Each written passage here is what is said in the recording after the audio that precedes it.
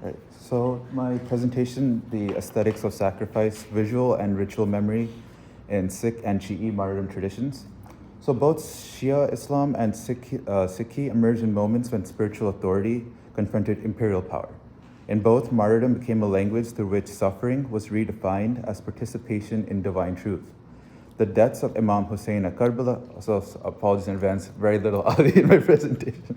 The deaths of Imam Hussein at Karbala and the deaths of Guru Arjan and Tegh Bahadur under Mughal rule established enduring moral frameworks that justice is not preserved through victory, but through steadfastness in the face of tyranny. Yet, their emotional theologies diverged. In Shi'ism, mourning and the display of pain embody protest and solidarity with the oppressed.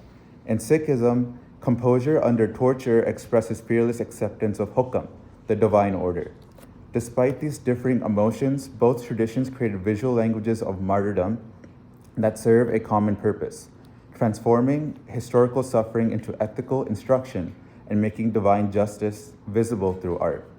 So this paper examines how Shi'i and Sikh visual cultures construct distinct but parallel theologies on martyrdom, while previous scholarship, which I will be discussing very heavily, has occasionally suggested direct devotional connections between the Sikh gurus and the Ahlul Bayt. This paper argues that instead of understanding their relationship through shared participation with wider Persianate and Punjabi cultures of mystical devotion and resistance to tyranny, drawing on visual sources from coffee house paintings and devotional prints, revolutionary posters, and contemporary art. It demonstrates how each tradition developed its own aesthetic grammar for depicting martyrdom, one emphasizing visible suffering to invite grief, the other emphasizing serene composure to inspire admiration, yet both translating theology into sight and transforming the martyr's body into a statement of truth. The analysis proceeds in three parts. First, it addresses links made between the two traditions by other scholars. Second, it gives a brief overview of the historical context of martyrdom in both traditions. And third, it examines how each tradition's visual culture depicts the suffering subject. Fourth, it traces how both visual theologies adapted to modern political contexts, becoming frameworks for revolutionary legitimacy and resistance as contemporary martyrs inherited sacred authority from foundational narratives. So first, before examining the visual theologies, it's essential that we talk about what other people have written about the relationship, mostly by Francisco Jose Luis and religious clergy that I have spoken to as ethnography. So at Keshkar Sahib, the shrine in Anandpur Sahib, sits a sword pictured that is inscribed La Fita ila Ali, La Saif ila Dulfikar. This blade, traditionally associated with Imam Ali, was gifted by Mughal Emperor Bahadur Shah I to Guru Gobind Singh, the 10th Guru. The presence of a possible Alid relic with the Sikh Guru has occasionally been used to infer Alid devotion by the Sikh Gurus, or to represent a spiritual lineage from the Ahlul Bayt to the Sikh Gurus. In addition to this Saif in particular, several other connections to the Ahlul Bayt have been made from Sikh sources and artifacts. So firstly, there is a robe that was given to Guru Nanak, the founder of Sikh faith, containing Quranic verses that I have not pictured. This quote attributed to Guru Nanak in Mecca stating, it should be the last one, my apologies, my slides are mixed up. So there's a quote by Guru Nanak in Mecca stating that within the heart dwell Hassan, Hussein, and the mistress Fatima.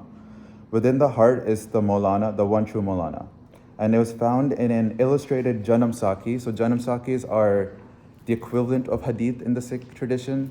They're stories of the Guru Nanak's lives. And this is from a particular illustrated copy, translated into English by MacLeod, who is one of the first translators of Sikh scriptures into English.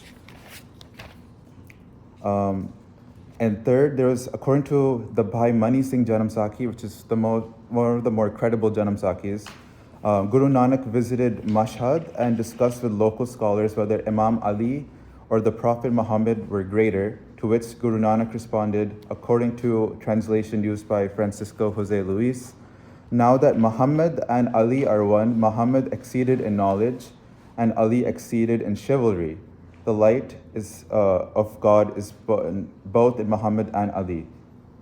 And fourth, there's a quote attributed to Guru Nanak, used widely on Facebook especially, praising that Guru Nanak praised Imam Hussein, or that the mourning the tragedy of Karbala was recommended by Guru Nanak, and it usually cites a source called Guru Ka Gyan, Volume 1, page 392.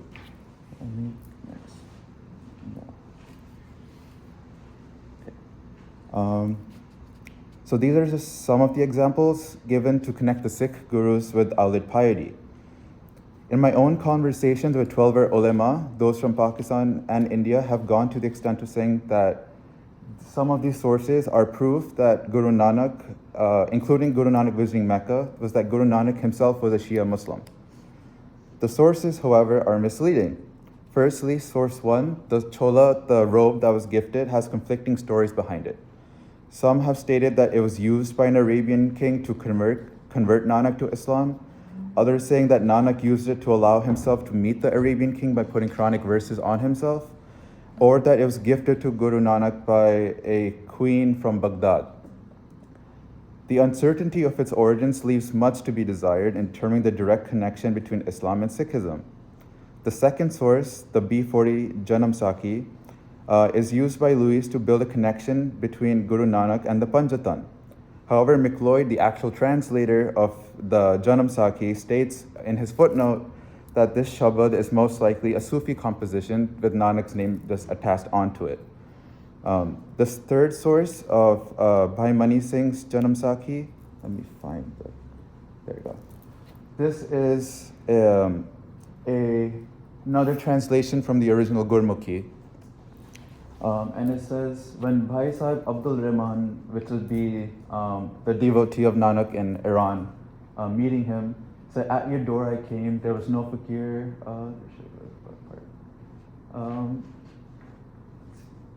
And came and sat at Baba's feet. So Bhai Sahib Abdul Rahman asked, the Sunnis believe in Muhammad and we, the Shia, believe in Ali. So should we basically believe in Muhammad or should we believe in Ali? So Guru Nanak replied, so tell me, what is the difference between the two? The difference is that through shastar, weapons, one becomes like Ali. Through ilm, knowledge, one becomes like Muhammad.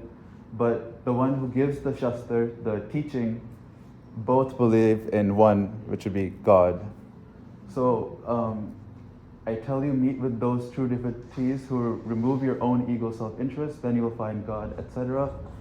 I believe, and also from the commentary that's in that Janam Sakhi, that Guru Nanak is just trying to connect with the traditions that he's speaking with, and that ultimately they're believing in one God. Luis even went to the extent of saying that his interpretation, his translation was that Guru Nanak was using a word-for-word translation of a famous hadith relating to the fact that the Prophet and Ali were one light before creation itself. I doubt that Guru Nanak would directly cite a hadith just straight off the bat to speak with people in Iran. And also, I believe this is also, at first I was confused by this Janam Sakhi as why would Shias put Ali over Muhammad, especially in today's 12er Shiism, that would be blasphemous to an extent. But then looking at the historical context that the Safavids had just come into power, and it was during their still Sufi Safaviya stage, where they hadn't accepted true Orthodox Shiism, it makes sense that they would put, so it just supports the historical context. And the issue with the fourth source, the Facebook photos I put before, was that the Guru Ka Gyan that is mentioned, the source, probably doesn't exist.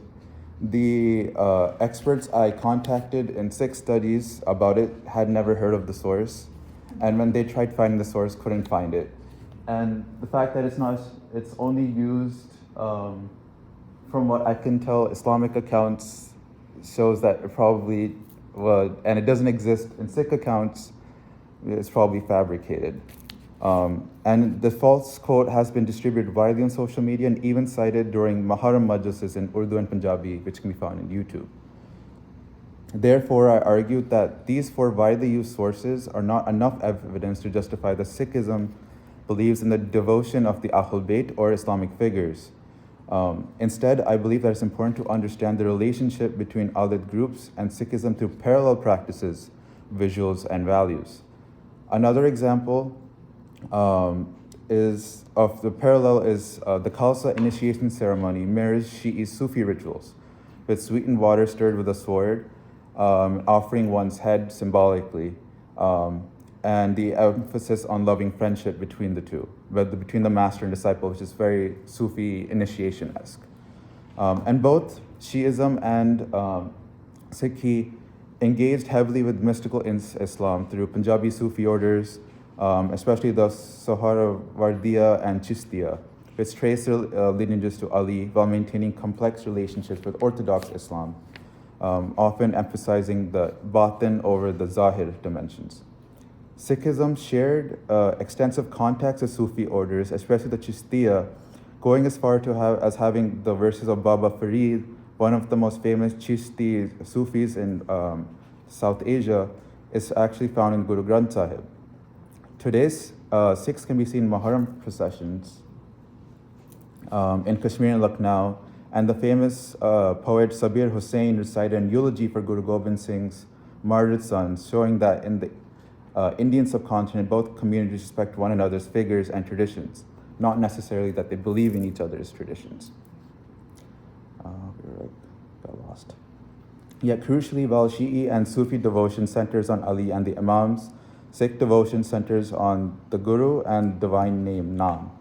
What emerges is not Sikh devotion to Ali or the Ahlul Bayt, but shared participation in wider cultures of mystical devotion and resistance to tyranny, producing parallel visual languages of martyrdom and that transform suffering into ethical instruction and political witness. Next one. The theological core of Shi'i martyrdom originates in Karbala, where Imam Hussein, the grandson of the Prophet Muhammad, and his small group of followers were surrounded by Umayyad forces after refusing to pledge allegiance to Yazid. Shepard describes this moment as the archetype of the conflict between justice and oppression. As Daraj notes, Karbala became a paradigm of protest against illegitimate authority. In Shi'i tradition, Hussein's refusal to yield is not viewed as failure, but as the ultimate moral act, a visible declaration that divine truth cannot coexist with tyranny. Annual Ashura commemorations and Passion Place Tazia ritualize this defiance, with mourners participating in the Imam's suffering and transforming grief into an ethical practice of solidarity. Like Ali's own martyrdom, Hussein's death established that spiritual authority transcends temporal power, a theme central to mystical Shi'ism and echoed in Sikh concepts of Meri Piri, temporal spiritual sovereignty. Sikhism's concept of martyrdom developed under similar imperial pressures but yielded a contrasting emotional ideology. Guru Arjan, the fifth Guru, was executed in Lahore in 1606 for refusing to alter the Adi Granth, which is the first compilation of the Guru Granth Sahib, or submit to Mughal authority. Emperor Jahangir's memoirs record the execution as punishment for defiance. Early Sikh narratives emphasize Arjan's composure as he sat on a hot plate, reciting God's name and embodying acceptance of hukam, the divine order that governs all events. This serenity under torture established a model of spiritual mastery through endurance rather than protest. 7 decades later, Guru Tegh Bahadur's execution in Delhi, 1675, reaffirmed this ethic.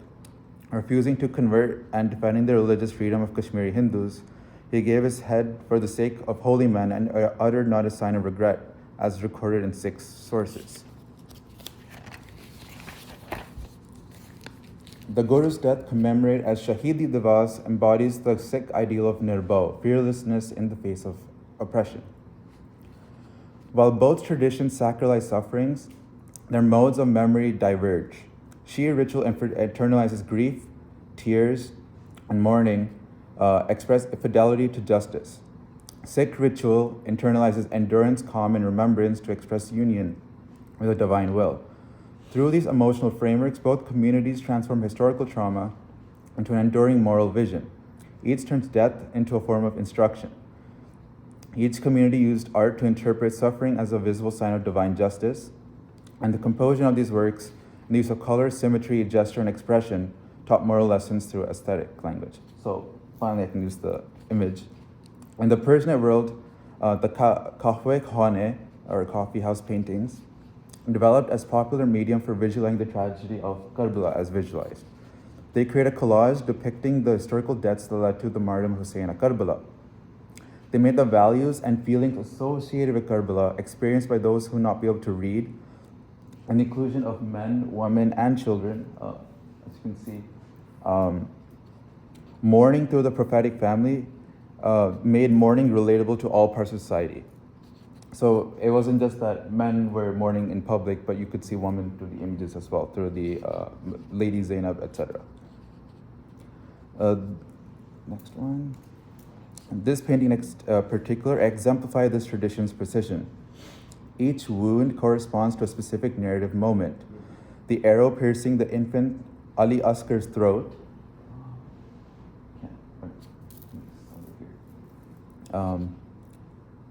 and the severed arms of Abbas as he attempts to bring water, and the multiple sword strikes on Hussein's body. The arrangement of bodies and symmetry of weapons convert chaos into moral order, while blood, banners, and color convey meaning as much as a narrative. Red for sacrifice, green for sanctity, and black for mourning. An iconographic code that persists in modern Iranian murals and revolutionary posters. The graphic depiction serves a theological purpose. The viewer is meant to feel the pain, to participate emotionally in the suffering. This can be similarly visualized in contemporary artwork. The Martyrdom of Lady Fatima al-Zahra in Figure 5, and Zuljanah returning from the martyrdom of Hussein in Figure 6, and the assassination of Ali in Figure 7, the viewer feels the pain and shock of the moment, becoming one of the mourning figures in the artwork itself. The pious devotee enters into solidarity with the Holy Family through shared grief. The visual vocabulary mirrors the physical practice of devotion to Ali and the Imams, preserved in mystical traditions. Both make spiritual authority visible through bodily sacrifice. The open wound becomes a mirror of injustice, teaching viewers that witnessing suffering is to affirm justice, and that grief itself constitutes resistance against tyranny. Sikh visual culture developed a contrasting theology of serenity that negates suffering even as it depicts violence. Paintings of Guru Arjan, all three of these of Guru Arjan's martyrdom, show that the Guru is seated calmly on the hot plate, surrounded by attendants, but utterly untouched by agony, as you can see through his facial expression.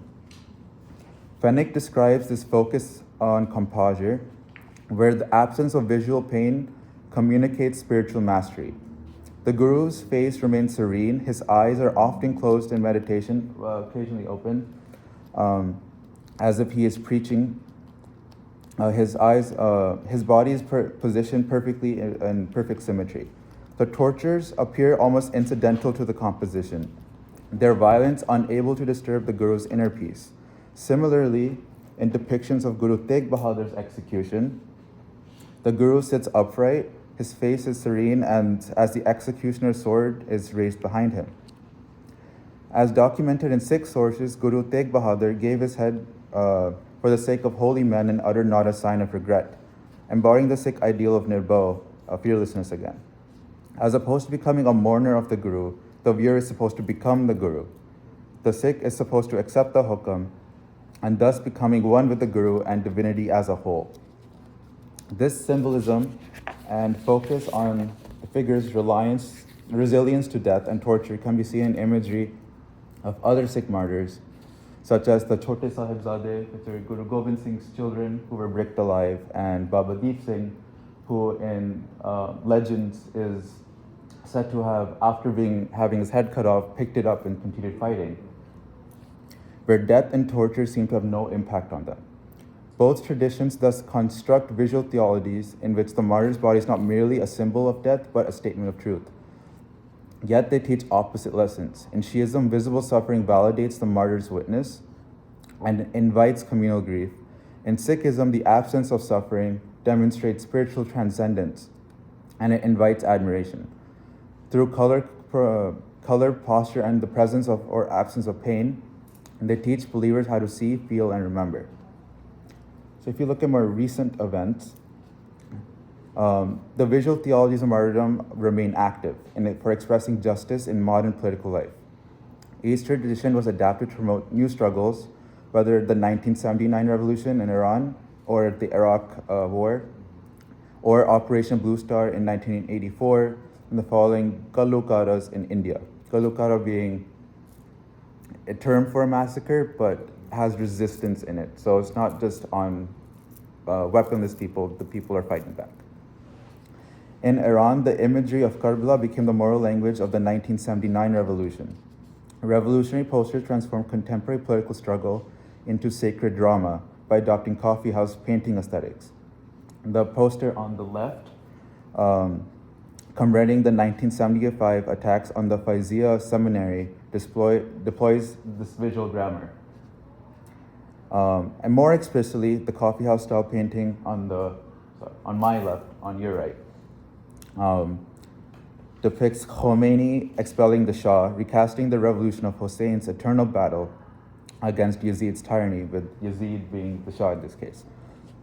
The righteous overthrowing of the oppressor through divine mandate rather than mere political change.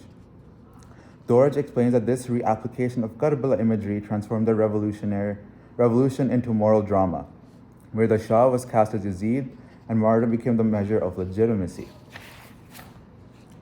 After the 1984 assault on the Golden Temple, Gurudwaras in the diaspora, mostly in Canada, began displaying photographs of the actual violence. Bloodied bodies from Golden Temple, victims of the November pogroms, and martyrs of police encounters through the Khalistan movement. These graphic images hung beside traditional calendar art on the other side of the Guru's martyrdoms, creating a visual genealogy that connected Mughal-era persecution with modern state violence. The juxtaposition was deliberate. Calm historical paintings of Guru Arjan and Guru Tegh Bahadur facing death with composure, placed alongside raw photographic evidence of contemporary suffering. This dual display strategy transformed Gurudwaras into sites of both devotional remembrance and political witness, asking devotees to maintain Chardi Kala, or the eternal optimism, and resist the violence. Contemporary events transformed the modern martyrdom into continuous sacred struggle for both traditions. The best example of this was comparing these two images. On your right, we have Qasim Soleimani hugging Imam Hussein after his martyrdom, which is spread widely around social media.